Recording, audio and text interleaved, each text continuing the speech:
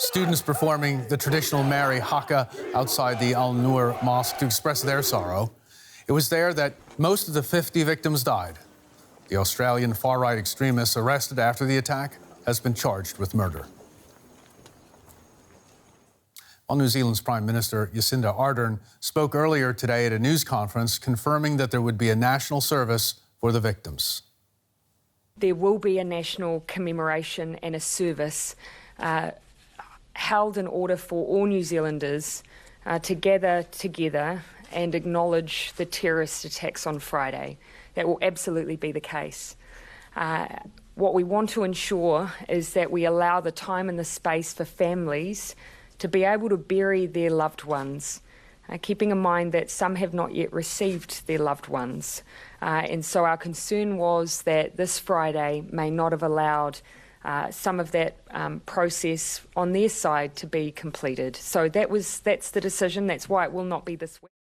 Okay, for more, let's go now to Paul Spoonley, Vice Chancellor at the College of Social Sciences at Massey University in Auckland. He's an expert on right-wing extremism in New Zealand. Thanks so much for joining us this morning. The government's moving towards stricter gun control laws. Do you think that's the best way forward to prevent future terrorist attacks? Well, it's one of the issues that they need to address going forward, because how can somebody in an urban area like this get semi-automatic weapons and, to use them in this sort of way? I think there are other issues, but that is certainly what the government are moving on very rapidly. What more do we know at this point about the suspect in custody and his background? Well, he's Australian. He travelled extensively. He travelled through Europe and the Middle East, and he wrote a manifesto, 87-page manifesto, and we have learned quite a bit about him from that manifesto. So he came to New Zealand a couple of years ago. He does appear or claims to be a lone wolf, but I think the police have yet to establish whether he's got connections with the local supreme right movements. As an expert on the right wing in New Zealand, were you surprised? Were you shocked by this type of attack, or is it something that you thought might have been coming? No, I'm shocked. I'm shocked by the intensity and by the number of people killed. However, I've been concerned for some time that the supreme right, online at least, have been threatening violence and from time to time have been involved in violence. So there's always the potential, but just the size of this particular incident is really, really shocking. Okay, what about the right wing, the extreme right wing in New Zealand right now? Does it remain a threat? The individual in custody was from Australia. What about New Zealand's right wing?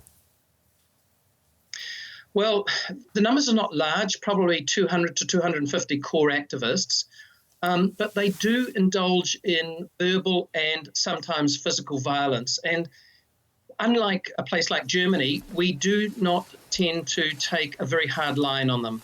And so I think this event really changes the whole agenda around the supreme right or the extreme right and how we treat them. Okay, do you think the suspect was working with local New Zealand far-right extremists? Well, at the moment, the evidence is no, but I'm going to be very surprised if at some point he hasn't made connection with extreme right-wing movements both in Christchurch and in Dunedin. But it's one of those things that the police investigation will establish, and at the moment, it's just not clear. Okay, what do you think needs to be done and to prevent these type of attacks in the future? Well, the things that are happening at the moment, including the statements from the Prime Minister, I think have brought the community together. I think we need to do something about the online abilities of the supreme right, extreme right to network and to exchange ideas and tactics.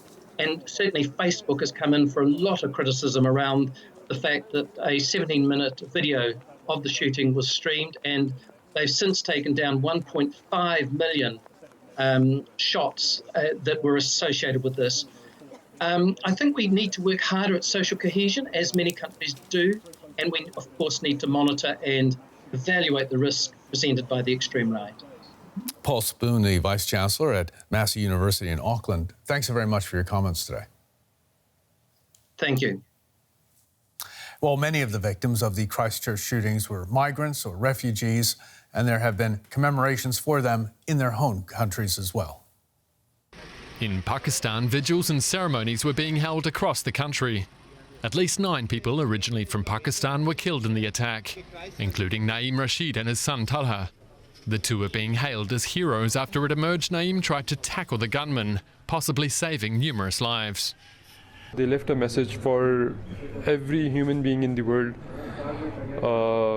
and that message is that if you see something happening and that is not good for other humans, or if that is hurting other people, you give your everything to save them, and even if it means giving out your life.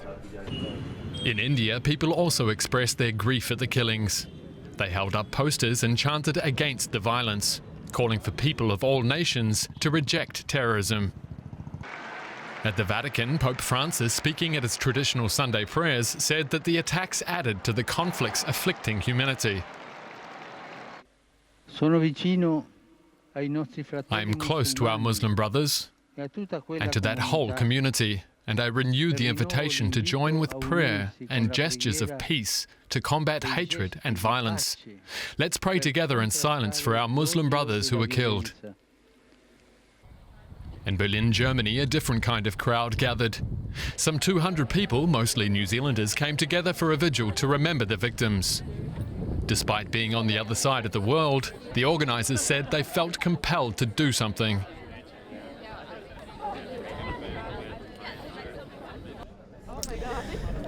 The message that we'd like to send to the friends and families of the victims is that we see them and we hear them, and we want to do our best to make sure that something like this never ever happens again. People here and around the world are still coming to terms with the horrors of what happened half a world away.